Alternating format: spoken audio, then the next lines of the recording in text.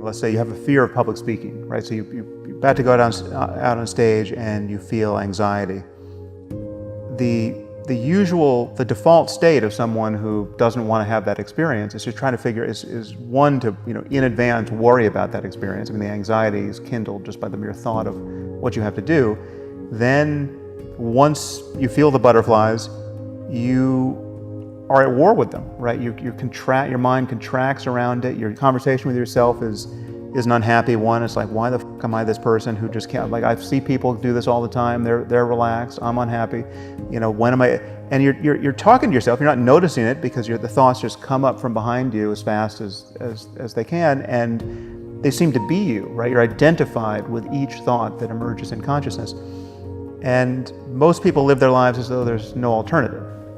We're not given a rule book for how to operate a human mind, right? And there's no place in a normal education where it's even indicated that there's an alternative here. And so we kind of stumble out into adulthood, more or less assuming that we'll always have the minds we have, and that really the only thing we can do to really upgrade our firmware is to just add new content. We can read books, we can develop interests, but there's nothing at the sort of root level of our emotional and cognitive life that can change.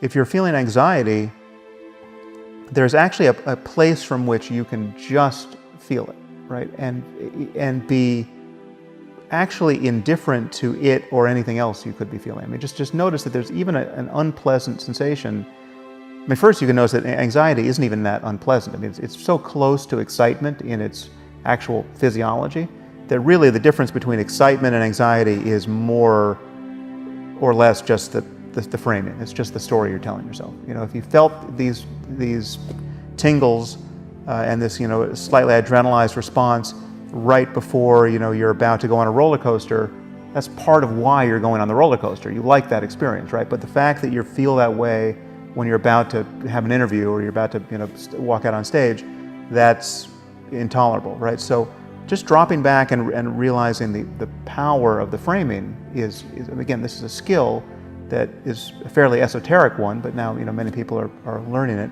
The secret's out. Most of what people care about can be thought of as a skill, right? I mean, well-being is a skill. Not suffering unnecessarily is a skill.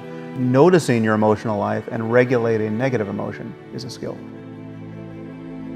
The moment you begin practicing mindfulness, which is just learning to pay close attention to the nature of your experience, you're not adding anything to your experience, you're just noticing what it's like to be you moment to moment, but in a way that is not reactive. You're not grasping at what's pleasant or pushing what's unpleasant away.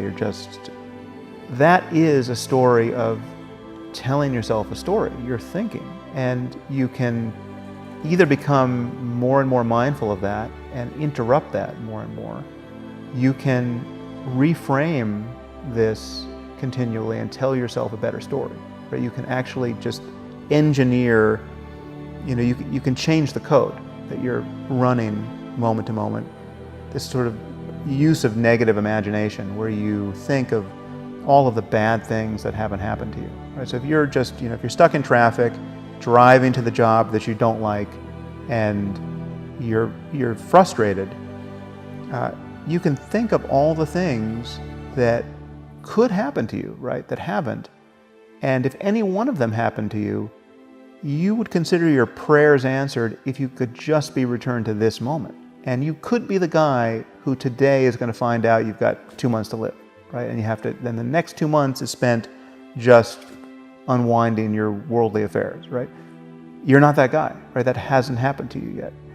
That's just more thinking, but it can have a profound effect. You can reframe your experience in a way that doesn't actually change anything material about your circumstance, and it can let the light in. And there are many techniques like that that are just a matter of invoking useful concepts skillfully. So picture this, you're in an airplane and it begins to bounce. And even those of us who aren't especially afraid to fly can feel anxious in significant turbulence. Now, why do we feel anxious? Well, we have some thought that turbulence might be dangerous, right? That it makes it more likely the plane will crash. And, of course, truly significant turbulence can cause a plane to crash.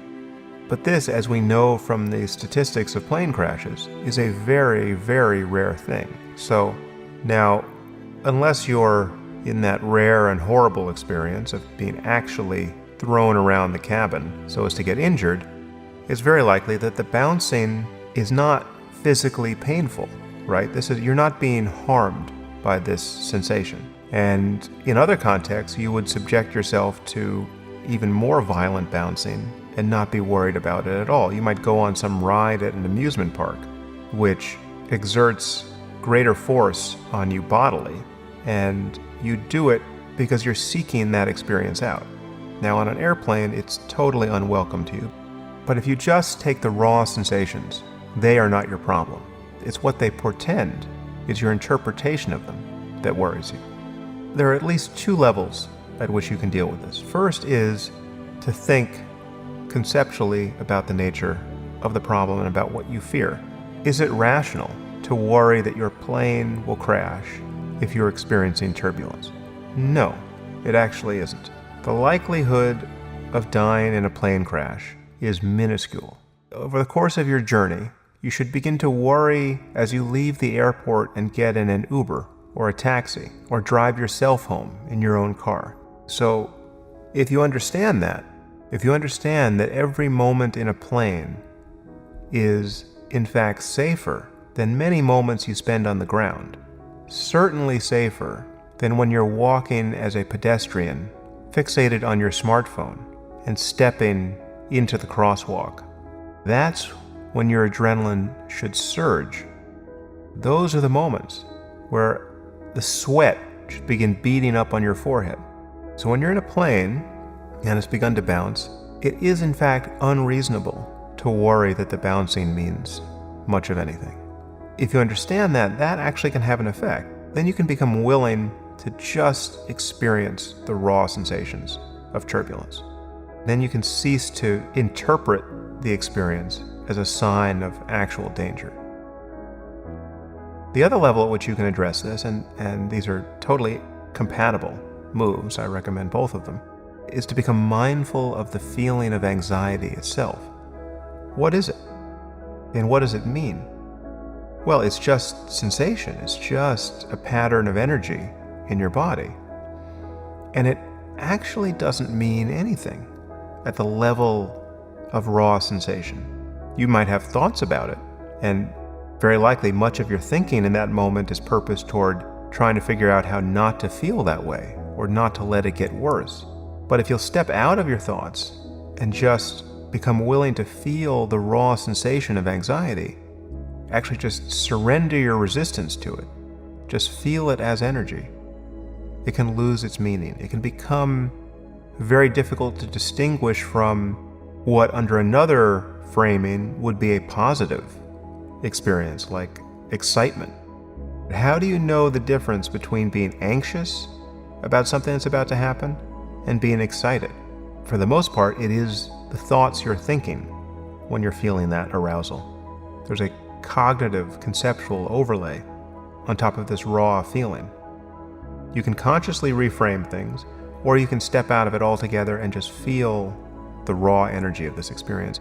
And when you do that, anxiety can be like any other experience that has no meaning for you as a person, really. I mean, it doesn't say anything about you. So let's say you have a rash on your elbow and it's itching.